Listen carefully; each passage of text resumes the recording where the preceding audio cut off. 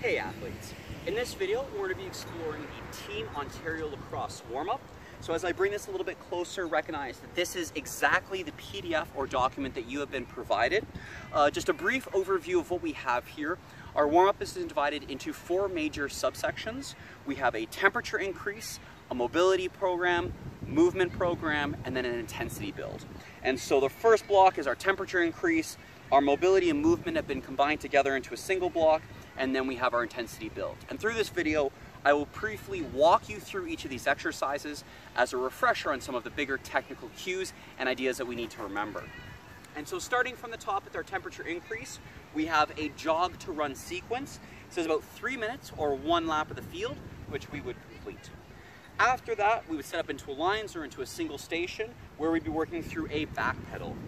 With the back pedal, we want to remember that we're into a good athletic stance, pressure is on the toes, and we want to ensure that feet stay in a train track position.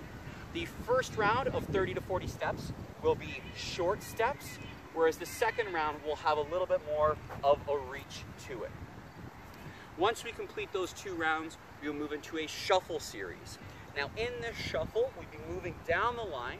What we want to see is a nice open or even action series, once again 30 or 40 steps out. Key cues: the front leg is reaching while the back leg is pushing. So as we move down this lane, we want to think about opening up the legs and push off that action.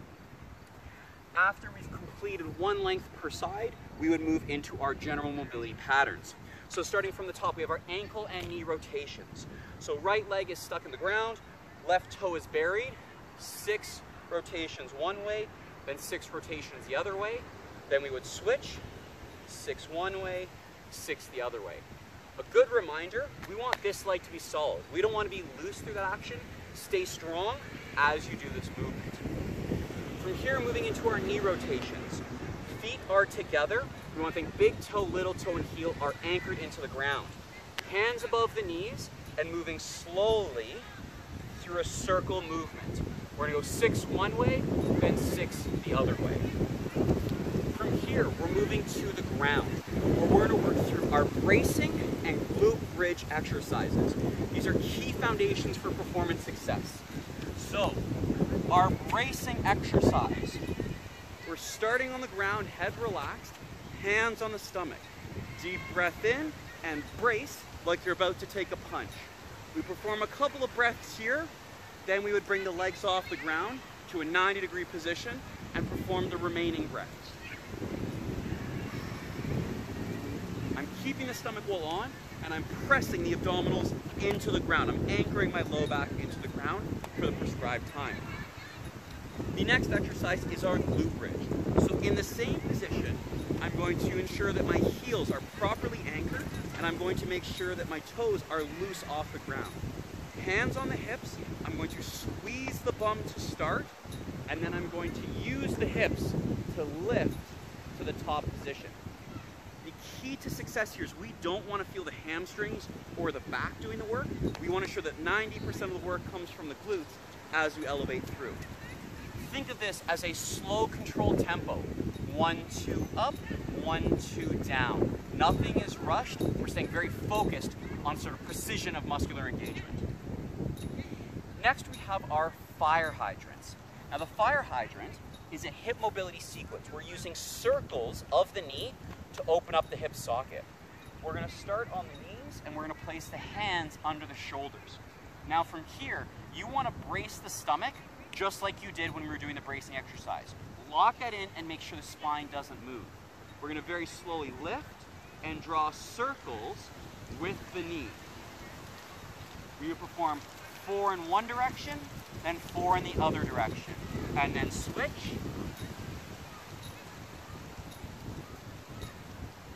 And around. Completing all our reps again at a slow and controlled pace. Nothing is rushed. Now we're going to start to build this more active movement.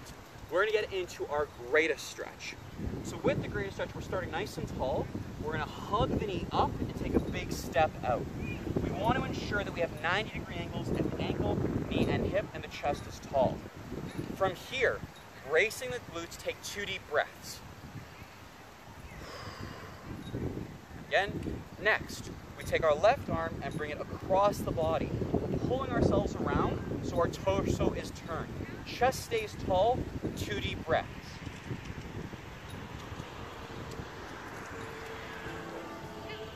From here, the second component, opening to the left side, right hand comes to the inside of the right ankle, and then we rotate up to the sky and complete 2 deep breaths.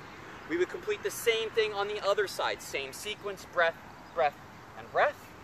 And then we transition into our next one, the split stance shoulder circles. Now, shoulder circles are a very common exercise. There's not a lot of technical adjustments to it, but being in the split stance position, we're looking for 2 things. The first is that we have a tall torso and that our abs are engaged.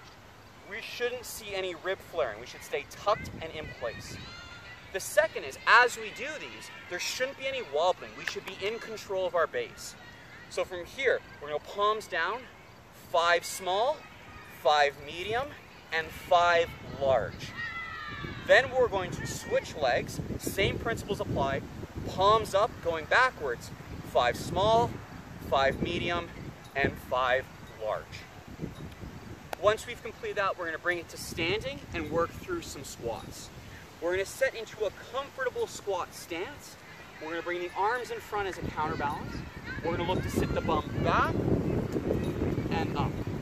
We're going to complete 8 full repetitions and then 8 bottom half repetitions. I'll demonstrate 2 and 2. So up, down, and now the bottom half. And our final piece of the mobility and movement sphere is a compass lunge. The compass term refers to moving between north and south. In this case, my right leg is going to be the anchor, my left leg is going to be the mover. The left leg is going to step out and back and up. It's going to move back and forth between the 2 positions in a smooth, rhythmic pace. What we're looking to maintain is those train track legs. We don't want to see wobbles. We don't want to see the legs turning. Keep everything straight as we move through. Obviously being able to complete both sides. At this point, we're about 75% of the way through the warm-up. Now we're looking at an intensity build. We're going to start with our A mechanics. And we've introduced these as key foundation skills for sprinting and top speed work. Our A march is an exercise where we use the arms and the legs at a slow marching pace.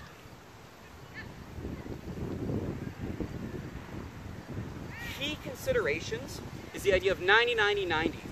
When we're doing this, chest is tall, but we're looking for 90 degrees at the hip, 90 degrees at the knee, and 90 degrees at the ankle. We are consistently able to get to all of these positions over and over again. Now, building from a march to a skip means that we're increasing speed. So when we start slow at the march, our skip is more type happy. Next, we have our push-ups. Whether modified on the knees or full on the toes, it's athlete's choice. What we care most about is 8 to 12 repetitions warming up the upper body tissues. Key considerations is when we set the arms, we want them to be outside of shoulder width, and we want to think about the chin being past the hands. From here, slow pace, 2 seconds down, 2 seconds up.